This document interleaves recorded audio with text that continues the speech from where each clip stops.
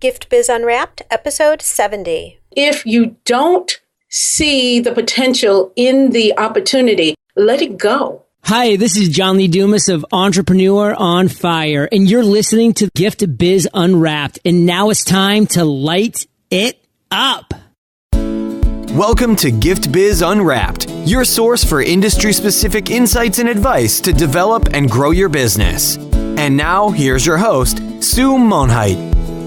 Hi there, I'm Sue, and welcome to the Gift Biz Unwrapped podcast. Whether you own a brick and mortar shop, sell online, or are just getting started, you'll discover new insight to gain traction and to grow your business. And today I have joining us Shirley George Frazier. For those of you who don't know Shirley yet, she is recognized as a world authority on gift baskets and starting a business from scratch. In business since 1990, Shirley is head basketologist at Gift Basket Business. She helps creative people and aspiring entrepreneurs to create a great life for themselves and their families by turning their passion into a fun and rewarding business. Shirley's books include How to Start a Home-Based Gift Basket Business, the Gift Basket Design Book, and Marketing Strategies for the Home-Based Business. Shirley conducts seminars at conferences and trade shows and provides small business advice on CNBC. Most of all, she loves helping entrepreneurs, just like you and I, decide how to start a business that stays as small as you want or grows as large as you dream. Wow, Shirley, thank you for joining me and welcome to the show. Oh, Sue, thank you so much. It's a pleasure to be here with you and the audience. Yay! Well, I like to start off by taking a little bit of a creative approach and getting to know you in a little bit of a different way. And that is by understanding your ideal motivational candle. If you were to create a candle that represents you, what color would a candle be and what would be the quote on that candle? Oh, wow. My candle color would be a balance between orange and red. Love, love orange. Red is such a powerful color that's why I would meld in a way, combine the two colors. And on that candle, it would say, stay outside of the lines. Why stay within a small area when all the outside is where the creation lies? So it would be stay outside of the lines. There you go. You're right. Staying outside of the lines allows you to create something new and be something different that will attract people to you because it's not something that they've seen before, and it tests you. It makes you stretch further. That's right. Love that.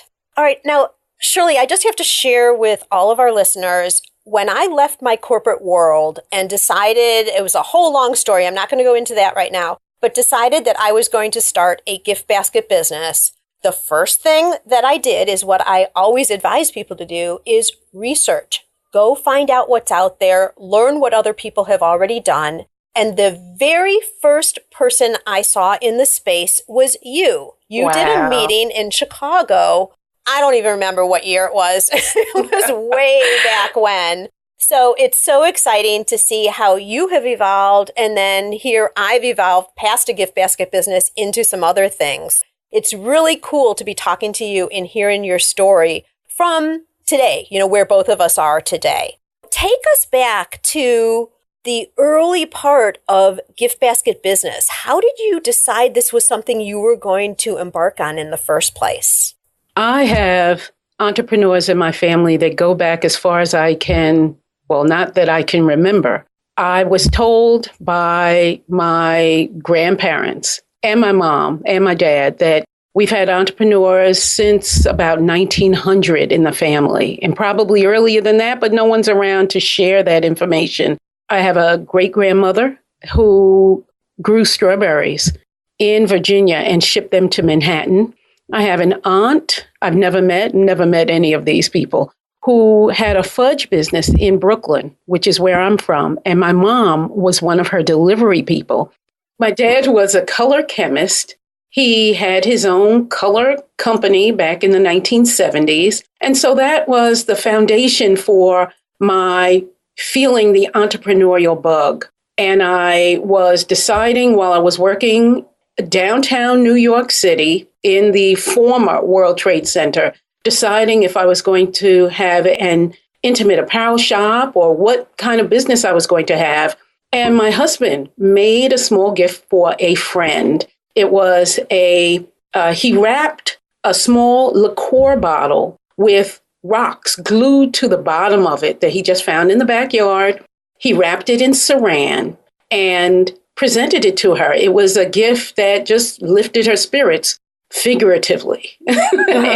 And from that, I thought about gift baskets. It had nothing to do with baskets. It was just a sweet gift that really went to the heart of bringing her out of the funk that she was in. And I thought about gift baskets and started my research, as you had started, Sue, when we met in Chicago, which, like you said, was forever ago.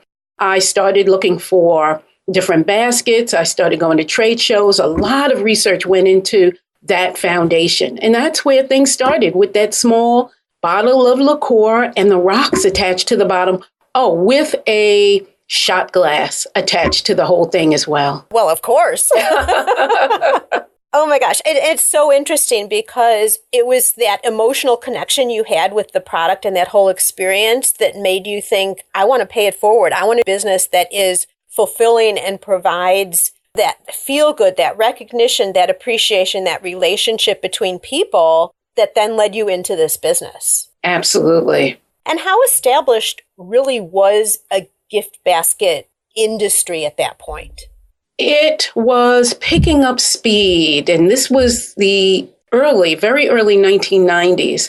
Like many industries, gift baskets have come and go as a focus for gift giving. They've never really gone away, but there is that flow of popularity, and then it pushes back. Gift baskets have been around, from my research, since either 1913 or 1916, when gift baskets started through a baby's changing station being the foundation, not a basket, but an actual changing station with the bibs and all kinds of things that you give to a baby, wrapped in cellophane. And from there, it's moved through the Depression in the 1920s and 30s. It was a ration gift that was given to the rich during World War II. So gift baskets have come and go in popularity, but it's never gone away. In the 1990s, gift baskets, again, was picking up speed. There were people who were giving gift baskets in the real estate industry. They wanted them made by people like us to give to their clients for different industries and different occasions. So when I started in gift baskets, the popularity was there, and it was also confirmed by a magazine called Gift Basket Review that started a month after I came into the business. So it was a really great time to start to dream, in a way, of how a gift basket business could be built and how it could bring value to the world. Wonderful. So you started the business, got experience with the gift basket business and marketing and all of that type of thing. Did you have experience with that in a corporate environment before you started your gift basket business, or how did you learn what you now teach? Even though I was not built for the corporate world, I had to put food on the table in some kind of way.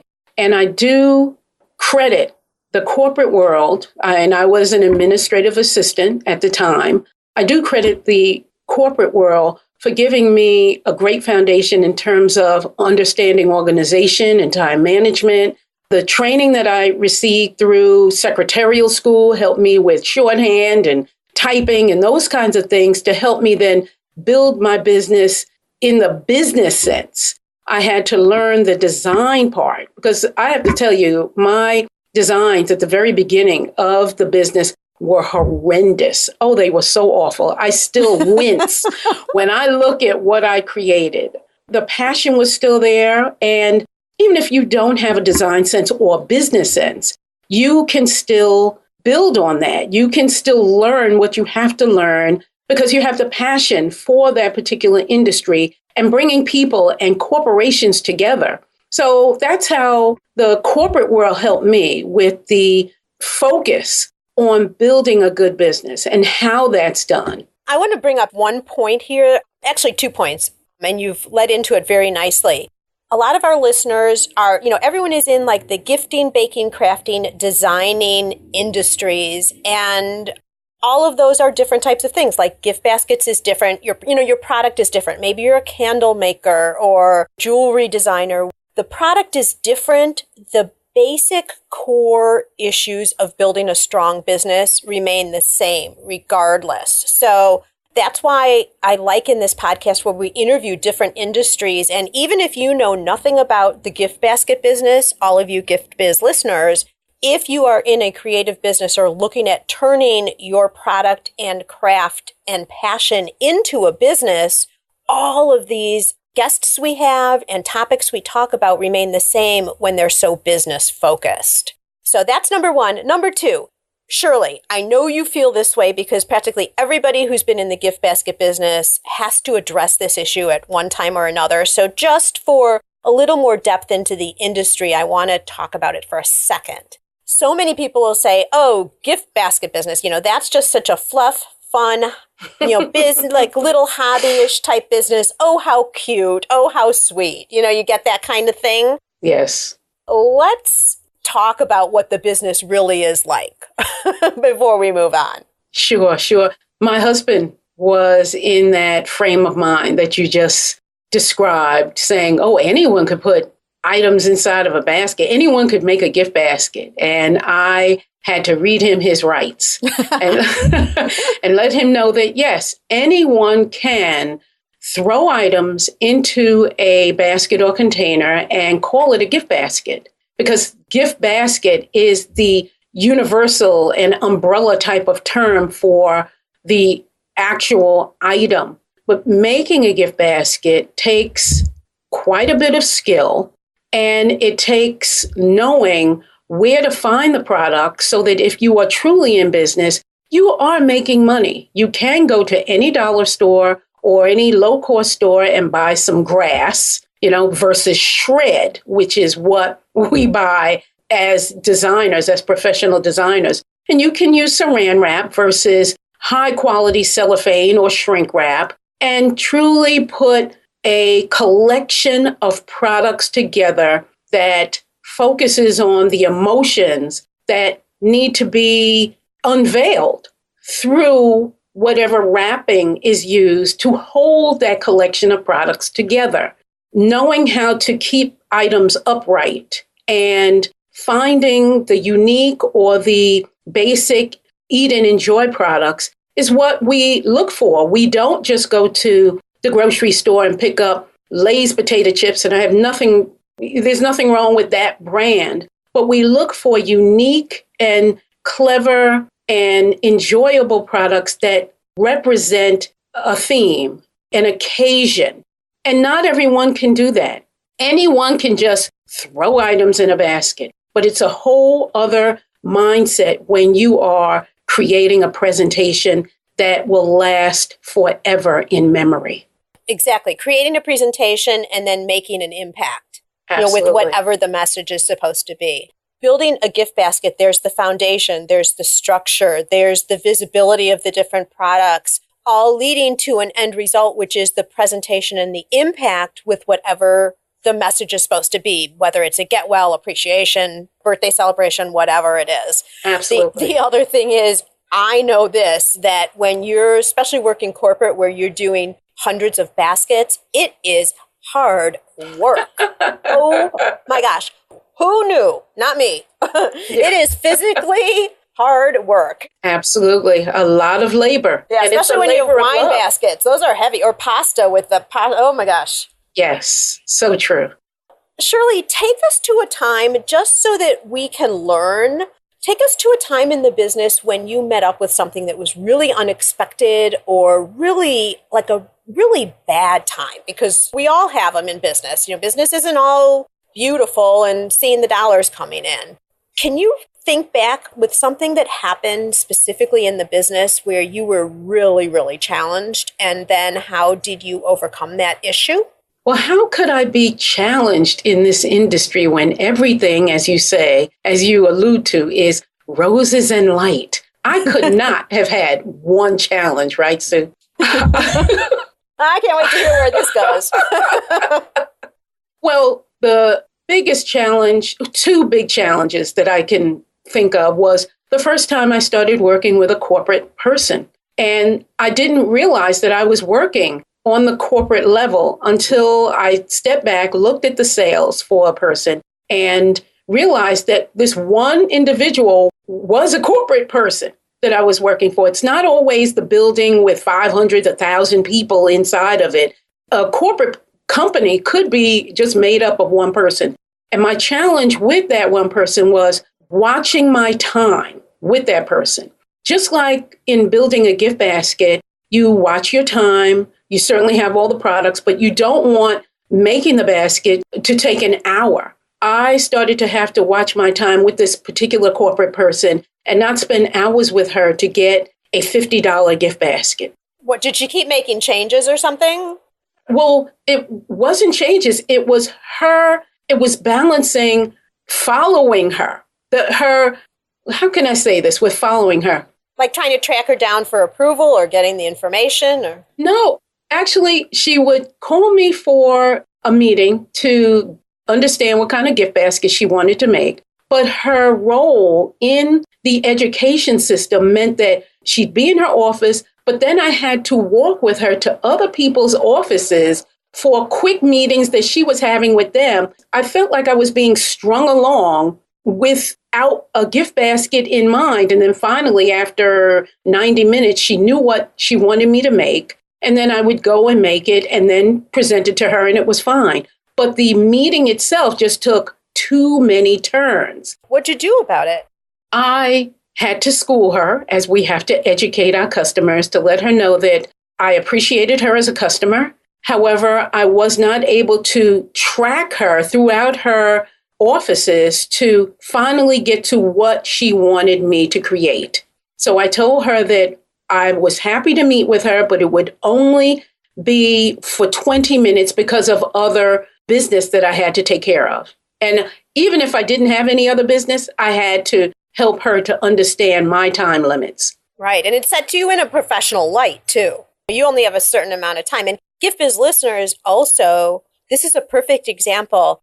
Just because people are interested in purchasing from you doesn't mean that you select them as a customer. There are sometimes customers that, think it sounds like you coached her enough to see that this is how we have to work moving forward, or else I'm going to have to charge you $150 for that $50 gift basket. But there may be times when customers don't get it and you just need to walk away from the business because it ends up being more output on your end than you're getting back.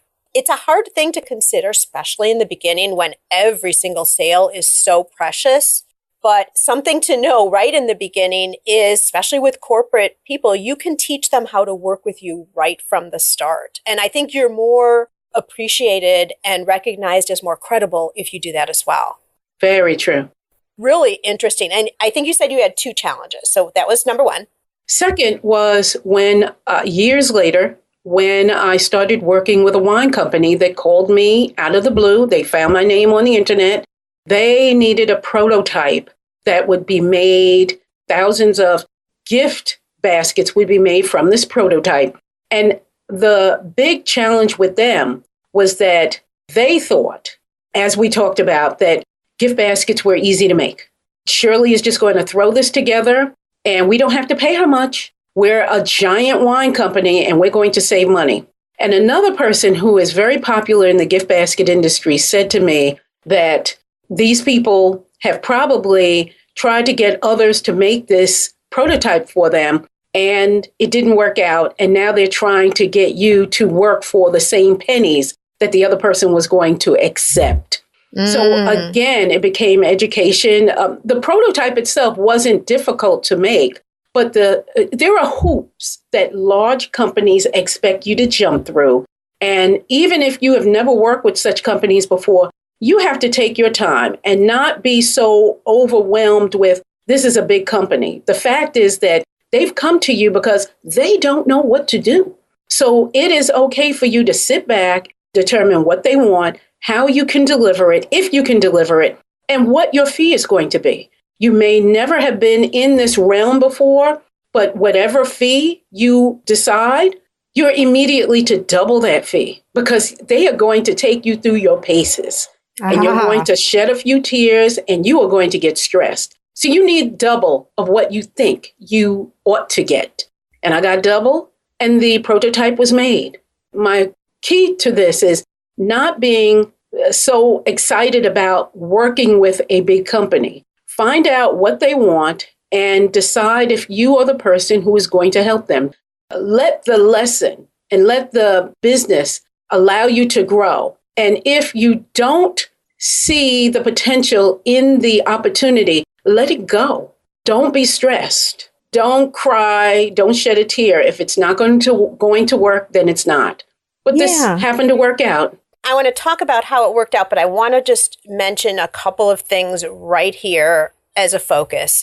You're so right, because when large names come to you and approach you, it's an ego thing and you want that business because you associate it, well, oh my gosh, if I'm working with this X large company, that means I'm growing and I'm getting better and all of that, which is true, but it can also knock you to your knees because if they cut your price so low, you may actually lose money by doing the business. You might then not be able to accept other business that's more profitable because you're in production with this big company. And if it ends up only being a one-time thing, really, what has it gained you? Absolutely. Practically nothing. And I am so glad you bring this up because I see this over and over again. Even today, Shirley, I'm out of the gift basket business. I'm into another business. And I will see when I'm working with the larger companies, multi-store chains, they want to get as much out of you as they possibly can. And you have to make sure that you're putting together numbers that you can live with long term because they're not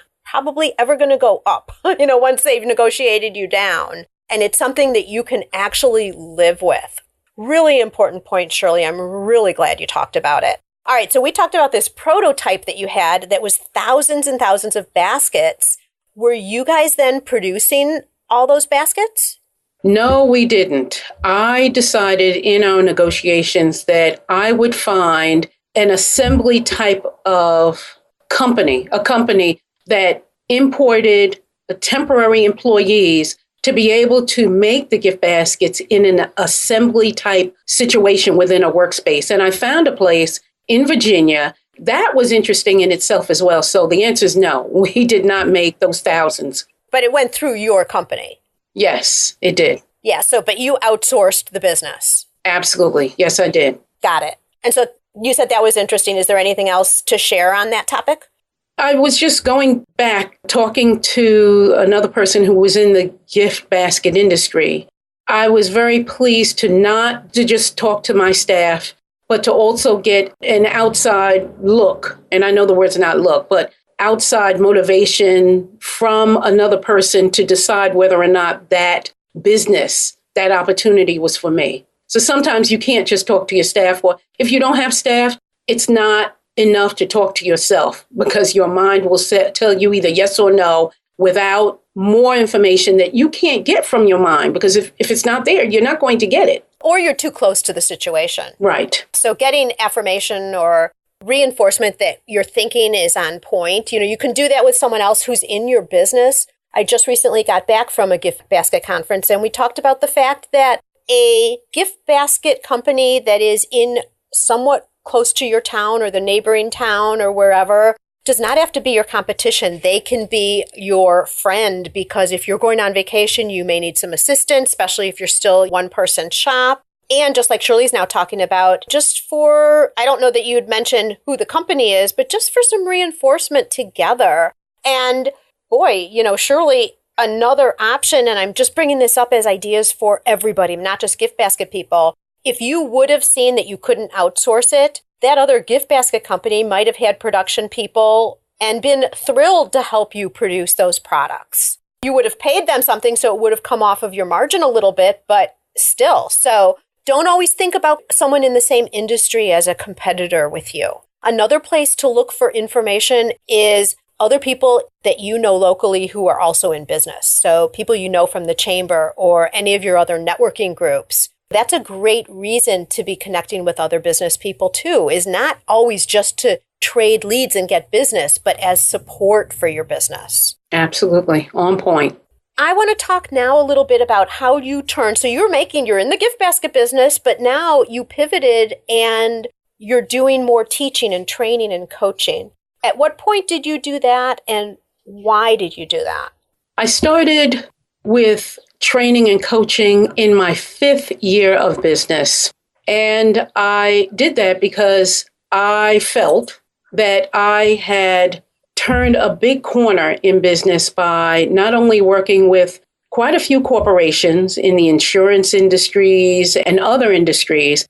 I had also been on several cable broadcast shows. I had been on CNBC, as you had mentioned, on the Food Network, on New York morning shows. I felt that I had enough information to share with other gift basket professionals how they could build their business one step at a time and not stay at a certain level that they felt that they were finished with. Working with more corporations, getting more influence, whether it was through radio or through broadcast television. At the time, the internet was not around yet, so there was no social media and such. But I've always loved writing.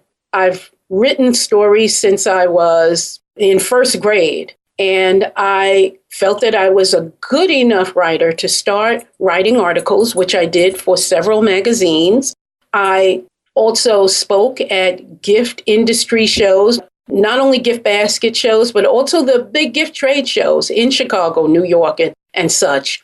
And that's where the turn was made. I was still making gift baskets for my customers, especially those in education and the other sectors, other corporates. But I knew that by giving back, so to speak, to those who were in the industry coming up after me, even though it was just a mere 5 years, it would help to strengthen the industry. So even if I didn't get some business, I knew that others in the industry would. And I didn't mind stepping back or reaching back and bringing others with me to share their expertise with the customers that they knew that they could get in the future.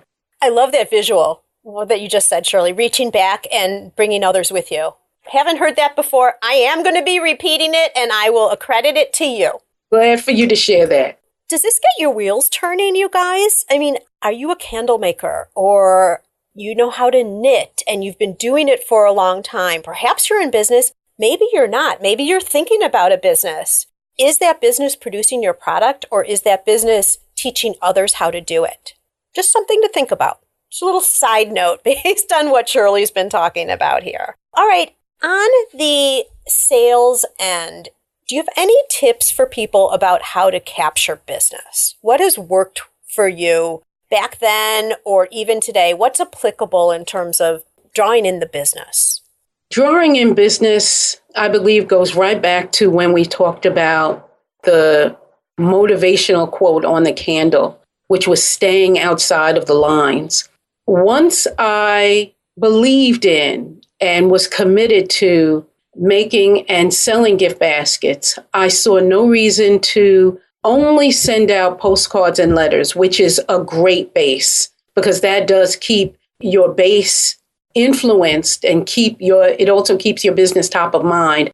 And it's not that I'm in the New York area that had me thinking about what I did, but knowing that I was in a decent metropolitan area, I started approaching larger companies, visiting them so that I could speak with people face to face, whether it was people who I knew who were connected with other corporate people, or in the case of broadcast media, going to where the media center was and delivering my information to them so that they could consider having me on television showing gift baskets to millions of people instead of a one-to-one kind of interaction with people.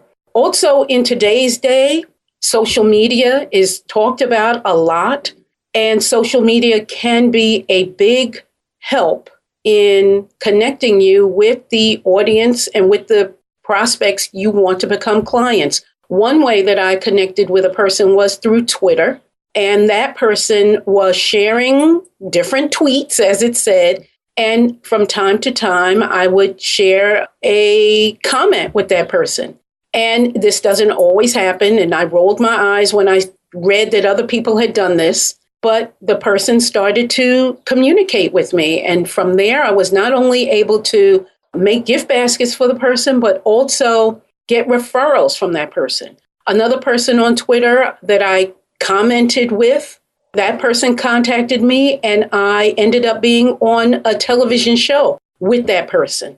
So things can happen if you, again, stay outside of the lines, don't stay in a comfort zone, and just try what you believe could possibly happen.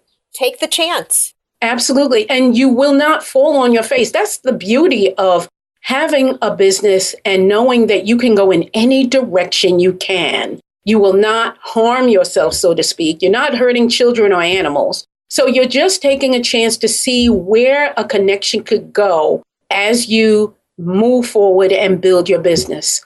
And no one even needs to know that you're doing it. So your ego might get bruised if something you try doesn't work or you get rejected at the door or whatever, but it's not like you're in a corporate environment where people have to know you even did it. And what if it works? I mean, Shirley, being on TV several times and being in trade magazines and all of that never would have happened unless you took the chance. That's right. Another thing is that quite a few publications will put their editorial calendars online. Not all, but some will. You have the chance to look at that editorial calendar because there is a link to it on the magazine or the publication's website, and you can see what issues they are going to report on. If an issue matches up with some information you want to share about your particular craft, your particular business, you can send the magazine information, 3 tips or something that you believe is going to be of interest to their readers.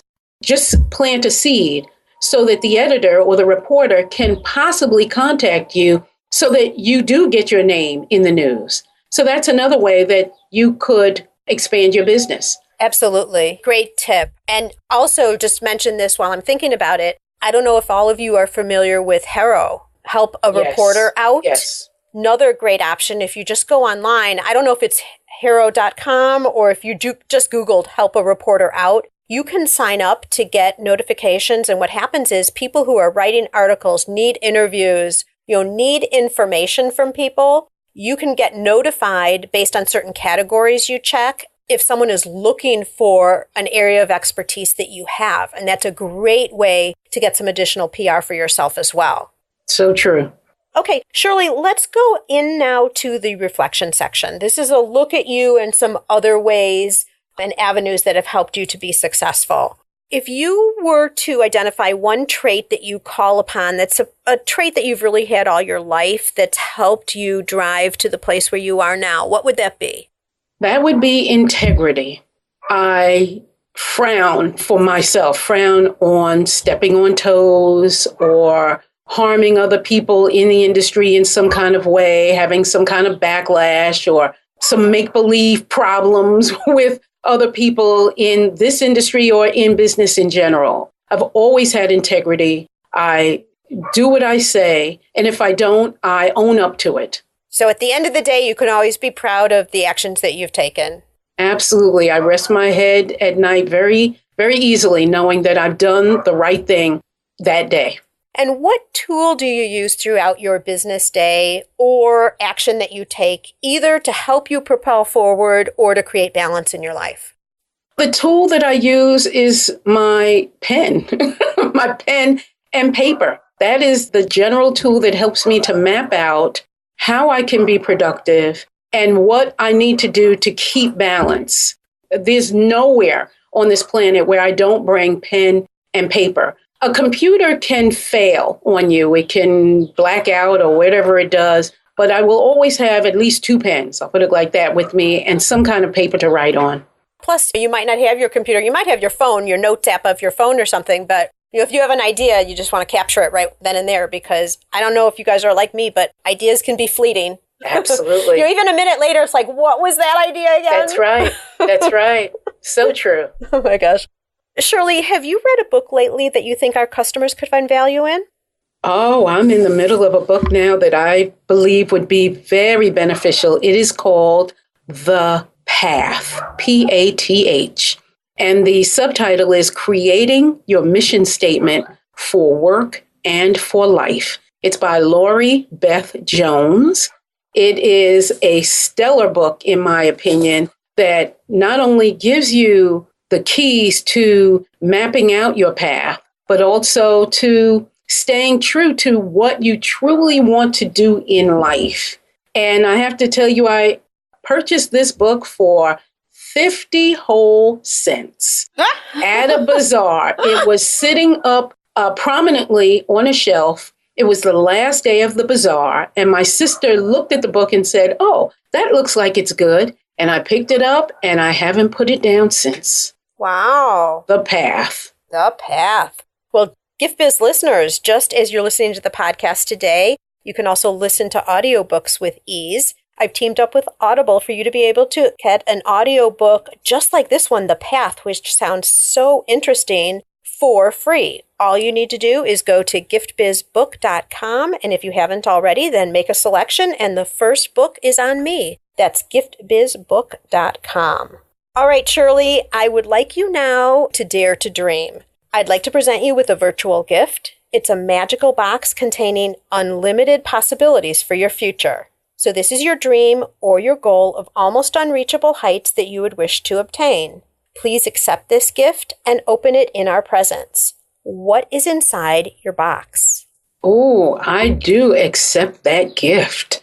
First thing I would love is partial ownership of an XO charter jet. Yes, I would love. Look, let's go to the top. Yes, absolutely. And I don't want full ownership because then I have to find the place to dock the plane and clean the plane and all that.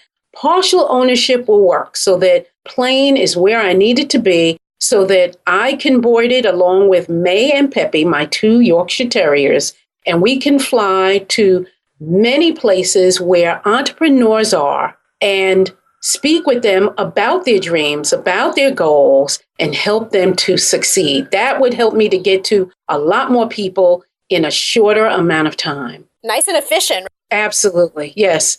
I would also accept a facility. It doesn't have to be large, but a good size facility. And when I say good size, it's a place that would hold at least 200 individuals, somewhere between 200 and 300 individuals. So again, we can explore the opportunities that allow all of us to dare to dream, to come out with an action plan that helps all of us, each of us, reach our potential without any thought of any obstacles or barriers. I would also accept a pair of Rockport shoes. Let's go down to getting comfortable so that when the gatherings are over or after I get off the jet to meet with so many of you, that my feet feel good. That's the one thing that I cannot put on a back burner. There have been too many times when I've come off stage and my feet are look like potato chips. They are just crumbling from anguish. And I will take a pair of Rockport shoes, size 10, nice and comfortable, cushy bottoms, but attractive. Got to stay in style. Absolutely. Your gift is so fun because true to form of who you are, your gift is also a gift to all of us with your learning, your direction, your knowledge, and sharing. And that's what you've been doing here too. Yes, absolutely. So on behalf of all of us, we so appreciate all this information. Now, Shirley, some of our listeners are on the run. They're not near a computer. Our show notes page will have all of your contact information if they end up jumping over onto the computer. But for people who are out and about and just listening and would like to be able to reach out and learn more about you, where is the single location you would direct somebody online? I would direct them to giftbasketbusiness.com. Okay, so the website. Yes. Okay, super. So if you want to learn more, then jump over to giftbasketbusiness.com. And again, if you're near the computer and pull up the show notes page, you'll see all the additional information as well. Shirley, thank you so much. I knew that this was going to be a value-packed conversation, and you clearly came through with that for sure. Thank you so much for all the information, taking your time, sharing. I look forward to seeing you again. I'm not sure exactly when that will be, but I know it's in our future. And may your candle always burn bright. Thank you so much, Sue. It's been an honor and a pleasure. Learn how to work smarter while developing and growing your business. Download our guide called 25 Free Tools to Enhance Your Business and Life. It's our gift to you and available at giftbizunwrapped.com/tools. Thanks for listening, and be sure to join us for the next episode. Today's show is sponsored by the Ribbon Print Company. Looking for a new income source for your gift business? Customization is more popular now than ever. Brand your products with your logo, or print a Happy Birthday Jessica ribbon to add to a gift right at checkout. It's all done right in your shop or craft studio in seconds. Check out theribbonprintcompany.com for more information. After you listen to the show, if you like what you're hearing, make sure to jump over and subscribe to the show on iTunes. That way you'll automatically get the newest episodes when they go live. And thank you to those who have already left a rating and review. By subscribing, rating, and reviewing, you help to increase the visibility of Gift Biz Unwrapped. It's a great way to pay it forward to help others with their entrepreneurial journey as well.